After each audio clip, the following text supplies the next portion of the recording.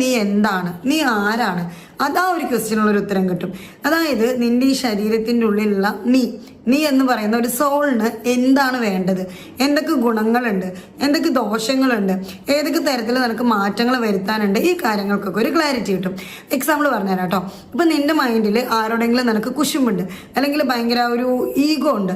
അപ്പോൾ ആ ഒരു ഈഗോ കൊണ്ട് നിന്റെ മനസ്സിങ്ങനെ വല്ലാതെ കിടന്ന് ഇടങ്ങാറാകുന്നുണ്ട്. നിനക്ക് തന്നെ അറിയാം അത് നല്ലൊരു ഹാബിറ്റ് അല്ല, അതൊരു നെഗറ്റീവ് എനർജിയാണ് നീ സേവ് ചെയ്ത് വെക്കുന്നത് നിനക്ക് തന്നെ അറിയുന്നുണ്ട്. അപ്പം നിനക്കത് പുറത്ത് കളയാനായിട്ട് പറ്റുന്നില്ല. കാരണം എന്താ വെച്ചാൽ ആ വ്യക്തി അങ്ങോട്ട് നന്നാവുന്നത് നിനക്ക് അങ്ങോട്ട് ഉൾക്കൊള്ളാൻ പറ്റുന്നില്ല. അങ്ങനത്തെ ഒരു പ്രശ്നം നിനക്ക് ഉണ്ടെന്നുണ്ടെങ്കിൽ നീ ജസ്റ്റ് പേപ്പറിലോട്ട് എഴുതാം. ശരിക്കും എൻ്റെ മനസ്സിൻ്റെ ഉള്ളിൽ എനിക്ക് ഈ ഒരു ഈഗോ ഒന്നും കൊണ്ടുനടക്കണം എന്ന് ആഗ്രഹമല്ല, പക്ഷെ എൻ്റെ മനസ്സ് എന്തോ ഈ ഒരു സാധനം എൻ്റെ മൈൻഡിൽ ഇങ്ങനെ നിൽക്കുന്നുണ്ട്, എനിക്കിത് വേണ്ട, ഞാനിത് ഇവിടെ ഈ പേപ്പറിലോട്ട് എഴുതിയിട്ട് ഉപേക്ഷിക്കുകയാണ് എന്നുള്ള രീതിയിൽ എഴുതാം. നമ്മൾ നെഗറ്റീവ്സ് നമ്മൾ എഴുതി വെക്കണതിൻ്റെ കൂട്ടത്തിൽ, ഫൊഗീവ്നെസ് ഒക്കെ എഴുതുന്നതിൻ്റെ കൂട്ടത്തിൽ നമ്മൾ പറയാൻ നെഗറ്റീവ് ഉണ്ടെങ്കിൽ അത് കത്തിച്ച് കളയാനാണ്. അപ്പോൾ വേണമെങ്കിൽ അത് കത്തിച്ച് കളയാം.